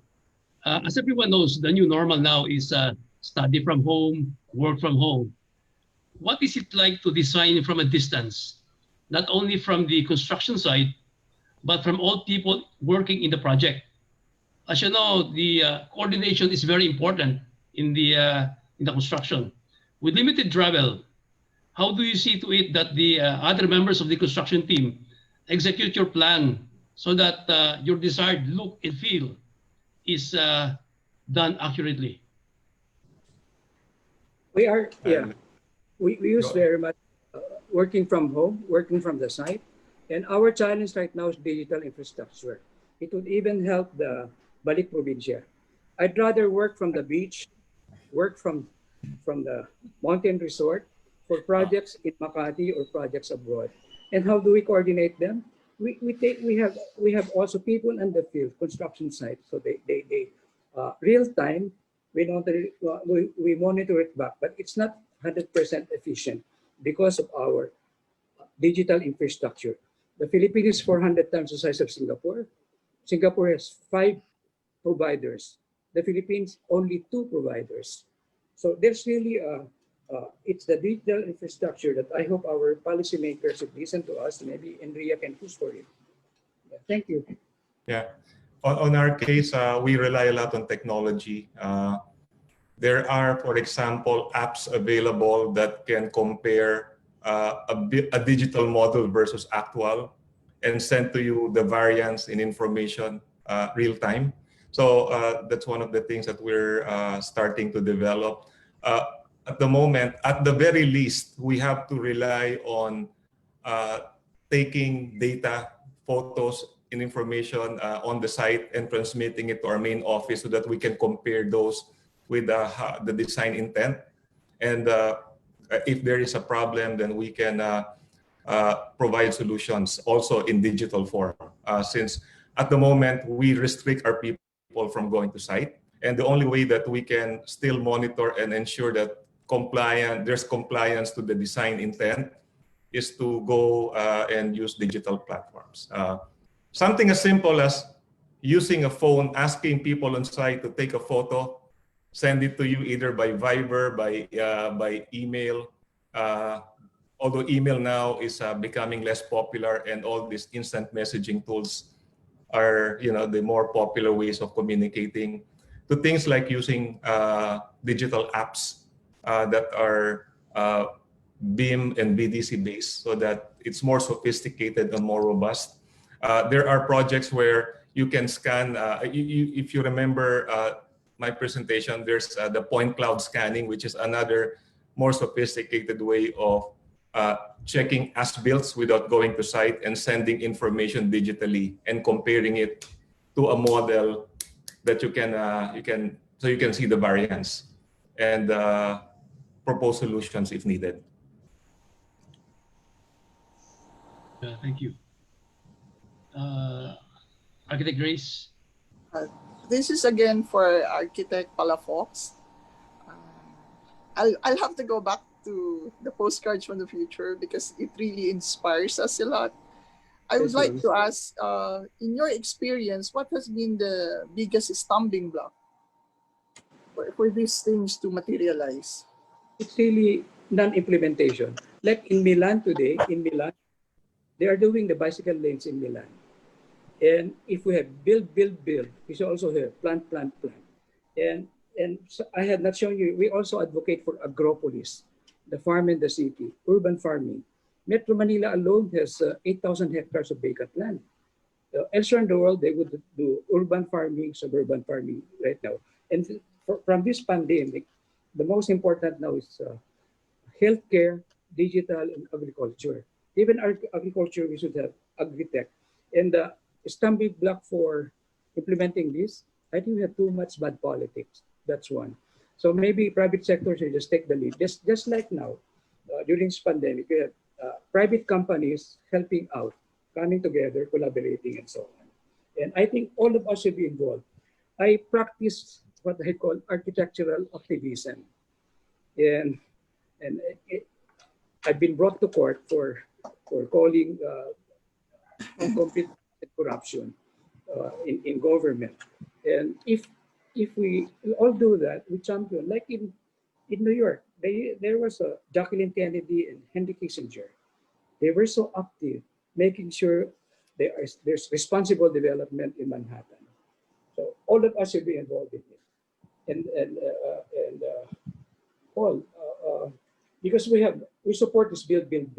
But this build high ticket items, we'll realize them in 2035, 2040.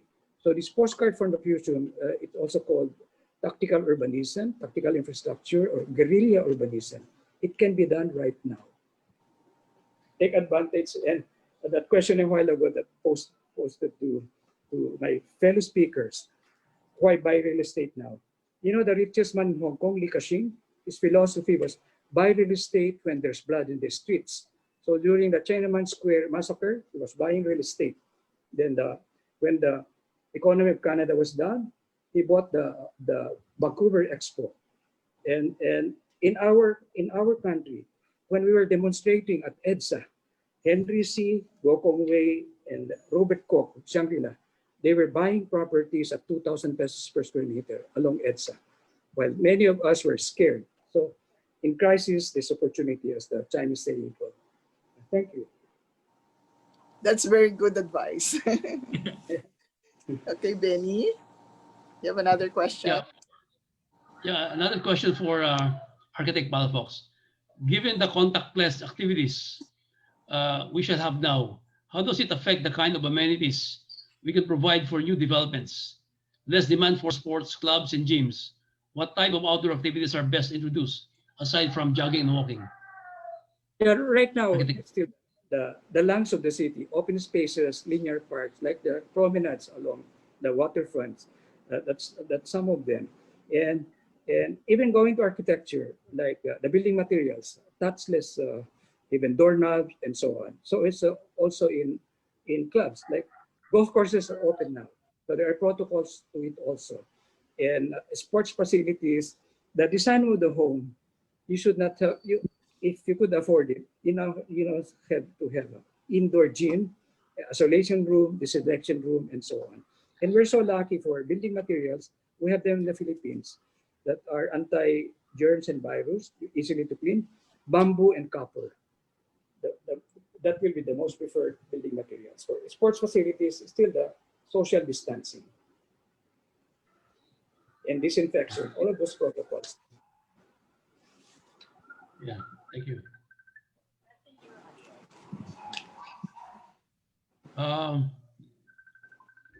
The Architect June, what are you doing right now to help our country during this time of pandemic? We realize that our country has only have 1,400 hospitals. With 107 population, we should have more than 5,000 hospitals. Anecdotal research tells us also we only have 2,000 ICUs. You may correct me if I'm wrong. So what we did is we made architectural design donated to the government, converting basketball courts into 32 beds.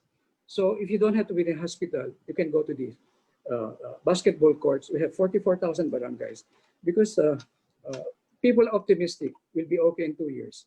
But infectious disease expert from we had an international conference told us that because of this COVID is fast mutating, we could have a COVID 20, 21, 22, or the rest of our lives.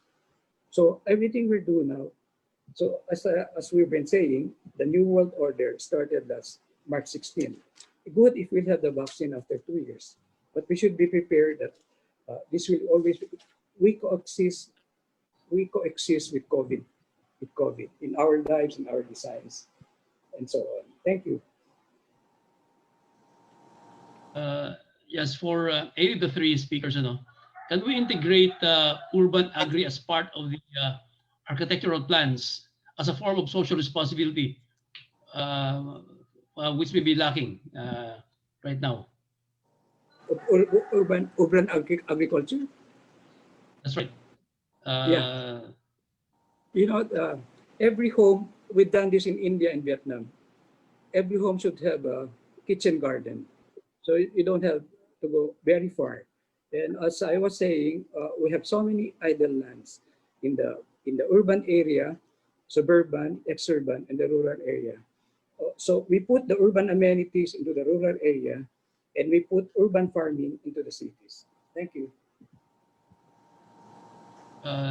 Does Architect Jojo has something to say with this? Yes, well, it's starting to be a popular feature of a project. We're doing actually a project in Davao where one of the amenities and one of the features is that we dedicated space, a plot of 1-by-1 space for each tenant of that development so that they can do urban farming. and that has become that became an attraction for that particular development. So yes, urban farming is something that it's an idea that was available a few years ago, but it's only catching attention now. Since aside from you're promoting physical activity, it's also making sure that people go out and get fresh air, sunlight, and that they also produce part of what they consume. It will be popular, we believe, in the future. Okay, thank you. Another question for Architect Palafox. What is the impact of COVID-19 on architecture, urban planning, environment, professions and cities, building spaces, and real estate, etc.? Yeah, it's a lot.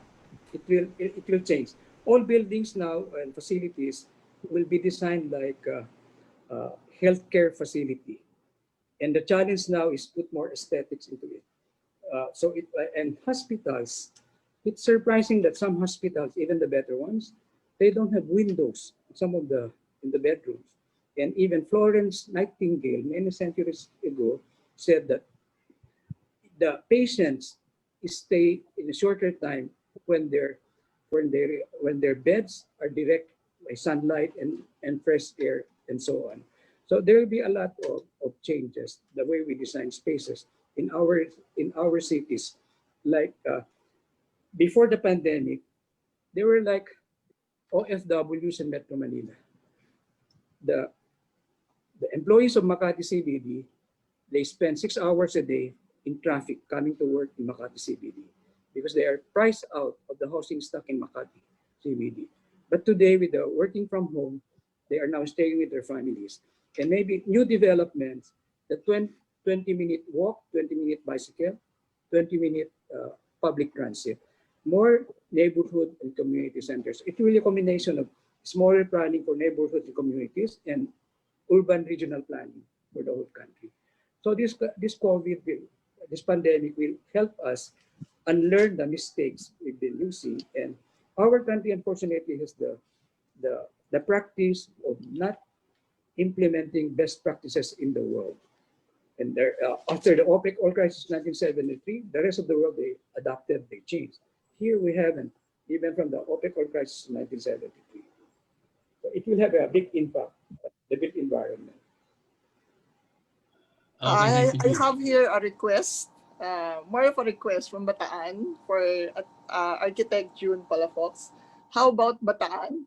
Well, will you please do a possible future postcard for Bataan? With a design that you could share with the leaders to give more attention for our province to be more progressive. Thank you, ma'am. We did the urban planning for Balanga, Bataan, and we had attempted to make it more walkable. In fact, I was given an honorary citizen of Bataan after that project. And we had proposals also for making it walkable, bikeable, visual connectivity between the cathedral and the Capitolio. And it was a public highway, so we asked the former Secretary of Public Works to give it to the local government. So our proposal was close it down for pedestrians after 6 in the evening, and during the day it's open. I don't know whether that was implemented. Yeah, thank you for the question. We have to look at the future in Balanga. I'm sure a lot of the other provinces would also like to request for future postcards. Okay, I think we promised everyone raised that will be done by 12 noon. So can I ask President Ricky to ask the last question? Okay, thank you, Benny. This is addressed to everybody, Architect Tolentino, Architect Mangyo, and Architect Palafox. But before that, gustong mag-photo op muna tayo lahat ni Secretary and Jovi. So para may attendance. Photo op muna tayo. Okay.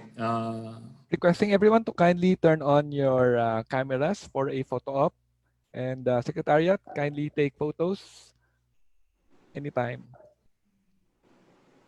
Ito, sabi niya, magsasara na. Sabi niya, photo off daw. May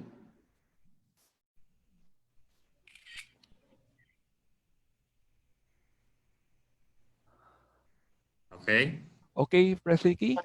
Yeah. So for the parting words of our speakers, our last question would be, what do you think is the role of architecture and urban planning during these times of the pandemic? Last words, please, from everybody. I'll start. Tolentino, can you start, please? Yeah, sure. Well, what the pandemic taught us is the importance of health and wellness. In the past, for example, when we develop buildings or projects, it has the emphasis is the lifestyle that we create, and that's how we create the brand. But now it has shifted. Everything has taken a backseat, and what we learned is that the important thing is that people's wellness and people's health. And what's also interesting is that it doesn't take much, or it doesn't cost much for to design projects that promote health and wellness. In fact, the sun and the wind, the air is free. We just have to let it flow inside our spaces, as what we learned in architecture school. So we're going back to the basics, and to me, at least in our practice, that's what we realize, that at the end of the day, it's about people living in the space, and how do we promote a healthy and a healthy lifestyle in everything that we do. Mangyu, please. Yeah, thank you. Well, of course, the architects and planners have a very important role to play in this time of pandemic. We have to really include in our designs all these health protocols, no? And we've learned also that density is a culprit in this spread of disease. So, well, the government is still encouraging Balik Provincia or countryside development for lesser density development. But lesser density development is not an absolute rule. Look at Hong Kong and the Manhattan, wherein their subways are full of people, and yet they were able to control the disease. So still you can do higher density projects, especially for high end, but then observe health protocols, and especially now that we have the well building standard.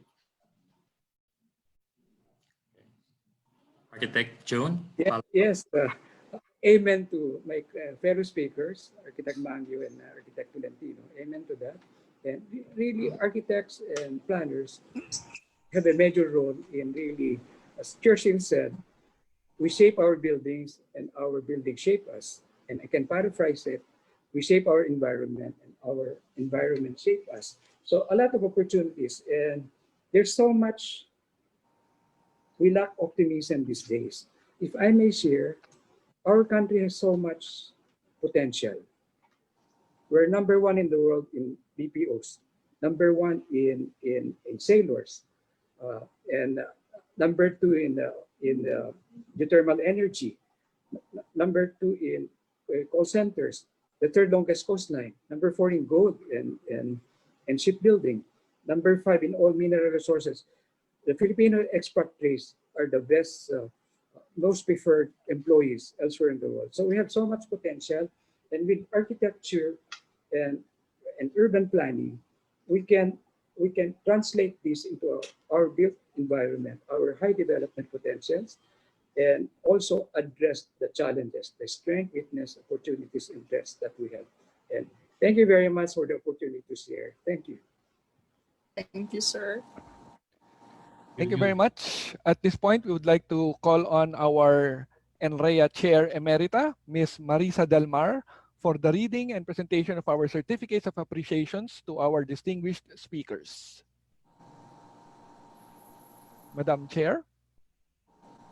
Yes. Congratulations to our very successful NREA webinar with our world-class and world-class gem of the Philippines and NREA, our world-renowned architectures. Ito yung sinasabi nating talagang matindi. Architect June Palafox, Architect Nestor Mangio, and architect Jojo Tolentino. We're very proud of you. To read now for our for our certificate of appreciation, National Real Estate Association is giving this certificate of appreciation presented to architect Abelardo M. Tolentino Jr. in sincere appreciation of your invaluable service to the association, particularly as our special guest and speaker during the NREA Business Forum Online, Urban Development, Infrastructure, Architecture, well into the New World Order, August 25, 2020 via Zoom and NREA Philippines Facebook Live. Signed by our board chair lady, Architect Grace Layog, yours truly, Chair Emerita and Chair of the Board of Advisors, Marisa Del Mar, our National President, Ricky Celis, and our Secretary General, Jovi Francis Tupas. Congratulations and thank you so much, Architect Jojo Tolentino. Congratulations, Architect Tolentino. Congrats and thank you, Architect Jojo. Thank you so much, Architect Jojo. Thank you so much, Architect Jojo, always for all your support. Yeah. And now, for our certificate of appreciation presented to Architect Nestor Mangio. In sincere appreciation of your invaluable service to the association, particularly as special guest and speaker during the NREA Business Forum Online, Urban Development, Infrastructure, Architecture, well into the New World Order on August 25, 2020, via Zoom and via NREA Philippines Facebook Live. Signed by our board chair lady, Architect Grace Layog, yours truly, Chair Emerita and Chair Lady, Board of Advisors, Marisa Del Mar, our National President, Ricky Celis, and our Secretary General, Jovi Francis Tupas. Congratulations, our Board of Advisors, Architect Nestor Mangio. We're proud of you. Thank you very much, Architect Manyo, and congratulations. And now, the last but not the least, the certificate of appreciation presented by NREA to Architect Felino A. Palafox Jr. In sincere appreciation of your invaluable service to the association, particularly special guest and speaker during the NREA Business Forum Online, Urban Development, Infrastructure, Architecture, well into the New World Order on August 25, 2020, Kitak sa likod. And NREA Philippines Facebook Live. Board Chair Lady, Architect Grace Layog, Chair Emerita and Chair Lady Board of Advisors, yours truly, Marisa Del Mar, National President Ricky Celis, Secretary General Jovi Francis Tupas. Congratulations! Kayo po ang bida sa architectural worldwide. Thank you so much, Architect Palafox. Okay, thank you. Thank you, Thank you everyone. so much po. Thank you. Congratulations. And now our closing remarks, again from our Chair Emerita and Chair Lady of the Board of Advisors, Ms. Marisa Del Mar. Thank you so much. The Philippines is so proud to have 3 world-renowned architects coming to the Philippines. Of course, Architect June Palafox, Architect Nestor Mangio, Architect Jojo Tolentino. Words cannot explain that being a Pinoy is really world-class. And I would like to say, your NREA family is always here to support you. We're always here to be one with you. Let us all heal as one. On behalf, of course, of our National President, Ricky Celis, our Board Chair Lady, Architect Grace Layog, our Vice Chairman, Benny Cabrieto, and of course, the National Board of Advisors, our National Secretariat and Board of Officers. We welcome you to our fold and we embrace you as our family. We truly love you. The best architects in the world. We're proud of you. Congratulations. Congratulations. Thank you so much. Thank you so much. It was a very successful NREA webinar with the best of architecture. Congratulations. Thank you. Thank you so much, everybody, and good morning, everyone. Thank you. Thank you. Thank you, everyone. Andrea And with that, Board.